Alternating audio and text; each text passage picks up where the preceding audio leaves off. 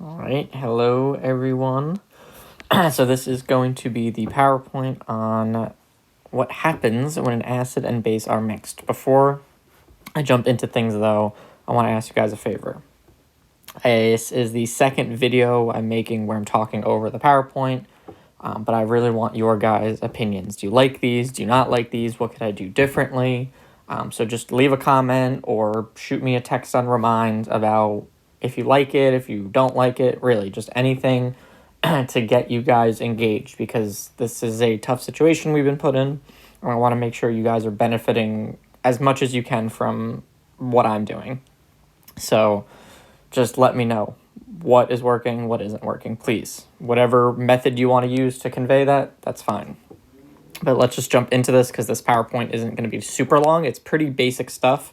At the end of it, this little graphic right here on the right, which is the British spelling of neutralization, will make sense to you. It's really just what happens when we mix an acid and a base. And then there's a little worksheet that you guys can do to practice it. You see this little quiz that I have under homework? It's not going to be graded, so don't worry. It's more so just going to be your activity for Monday.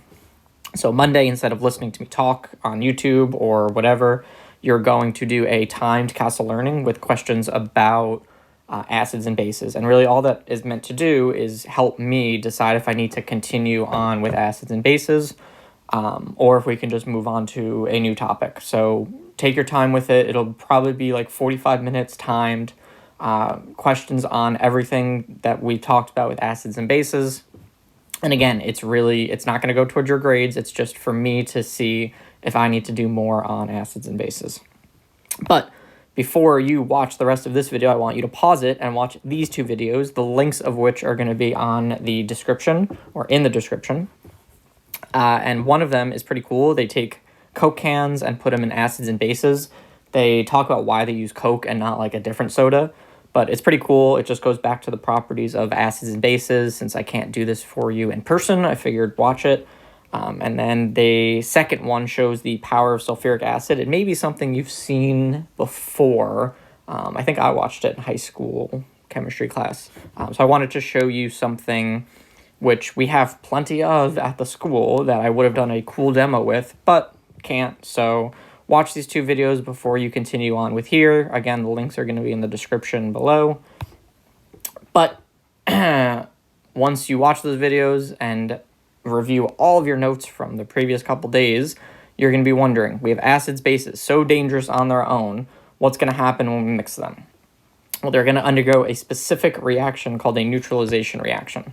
So a neutralization reaction is a new type. So remember, we had combustion, we had double replacement, we had single replacement, we had synthesis, we had decomposition. Now we're adding in this new term, neutralization reaction. So let's have a little example. I have HCl and NaOH. Well, the products, as I already showed you, are just going to be water and a salt. So always, always, always, when you mix an acid and a base, you are going to get water, H2O, right? No matter what, you're going to get water, and a salt. Well, how do we know what the salt is in this case? Well, let's pretend that we're canceling things out. So we took an H from HCl, and we took an OH from NaOH to make our H2O. What's left over? Well, we have, let me get a different color here, Na and Cl, and if we look on our periodic table, we'll see that Na makes a +1, Cl makes a -1, so when they form a compound, it'll just be NaCl, which we know as sodium chloride. So when two things, an acid and a base, come together, we always, always, always make a salt and water. In reality, what happens is the H's, which we know are in acids, are mixing with the OH's, which we know are in bases, to make water.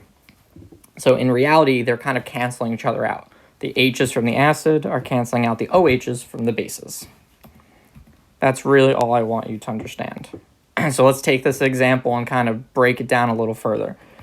We have a net neutralization. In reality, all that's happening is H plus and OH are mixing from the acid and base to make H2O. So the hydrogen ions in the acid and the hydroxide ions in the bases are neutralizing each other to form water. So let's say we mix equal amounts of acid and base at the same concentration. What's going to happen? Well, they're going to make a solution with a pH of 7, which we know is neutral. So that's why we call it a neutralization. Your acid is neutralizing the base, and the base is neutralizing the acid. They're becoming safe, right? Things with a pH of 7 tend to be safe because they don't burn you, they're not caustic, they're not corrosive, they're neutral. Well, what about the leftover stuff, right? That Na and the Cl, which aren't involved in the neutralization, we call those spectator ions. So those spectator ions are special because they form the salt. They are what make the salt product. And as you saw, they're not really involved in the neutralization. H and OH is what's canceling each other out to make H2O. The leftover stuff don't really get involved in the reaction. They're just kind of byproducts. They're watching, right? A spectator at a sporting event is someone that watches. So the Na plus and the Cl minus are just kind of there for the ride. And when they form a compound, it's a salt. All right, so I have a little problem for you. I messed up the animation, but whatever. Right, a balanced equation for the reaction between sulfuric acid and potassium hydroxide. Well, how in the world are we going to know what sulfuric acid and potassium hydroxide are? Well, that's where our reference table comes in, which you already see, table L. But we can look at our reference table K and our reference table L. K is for our common acids, L is for our bases, and if we look, we can find sulfuric acid right there. So our H2SO4 is sulfuric acid, and it's going to be reacting with potassium hydroxide, which if we look on our common bases is just KOH, right? So we have H2SO4 plus KOH. Again, they're going to mix to make two things, one of which is always water. And the other thing, how are we going to know what other thing it made? Let's cross out the H's, cross out the OH's. What do we have left? We have SO4 and K. Well, on our reference table, K makes a +1. And SO4 should be ringing bells in your guys' heads that if we look on table E is sulfate, and in reality is a -2. So when they make a compound, they will make K2SO4, right? We just do the crisscross, the 2 comes down, and we get K2SO4. There's one problem with this reaction, as I erase the stuff I wrote, that you should be realizing. Our problem is that it is not balanced. If on the right we have 2 potassiums, we're going to need 2 potassiums on the left. So let's add that in. What else does that change though? If we check our other elements, we have 2 hydrogens from the sulfuric acid and now 2 hydrogens from the potassium hydroxide. That makes 4.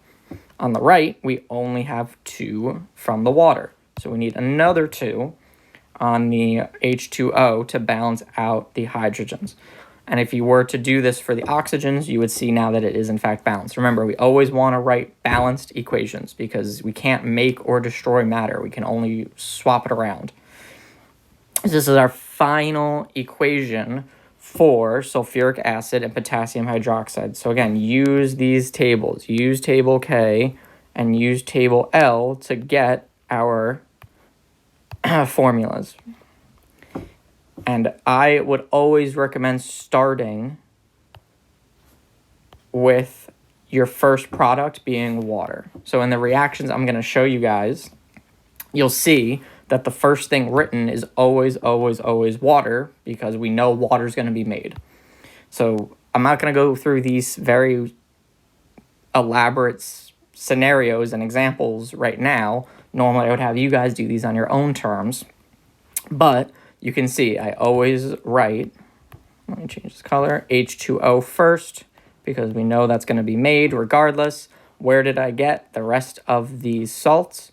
Well, that came from doing the crisscross with the spectator ion. So in this case, cross out that OH, cross out that H. We have our K left over and our Br. Cross out the OH and 2, the H here. We have our Ba and our Cl left over. So it's really just a matter of seeing what's left when the H and the OH mix together. and then making a compound. This is why your naming, this is why your crisscross is very important to understand. So again, write your water first, see what's left over, and then write your salt. Check oxidation states, right? That's that crisscross. Crisscross for your oxidation states. Really, this is pretty simple. You just need to know that an acid and a base makes a salt and a water. So if I go way back to the first slide, this picture should make a lot more sense now, right? It always is going to form these two things, a salt and a water. Salt and water. Depending on the reaction, we could be making 2 waters, we may be making 3 waters. It just matters the balancing. So these are the 3 steps that you need to follow in a neutralization reaction. So short lecture today. I just wanted to make sure you guys understood this neutralization reaction. I highly, highly, highly recommend watching these videos. Don't just skip over them because they are really cool and I would have showed them to you in class anyway. And then keep an eye out for that quote quiz that's going to be on Monday. Again, it's really just going to be a timed Castle Learning. If we run into issues, I know Castle Learning's been a little iffy recently. So if we run into issues with that, I'll take the timer off and you can just do it on your own. But again, it's really just meant for me to gauge where you guys are at with the acids and bases. So take it seriously.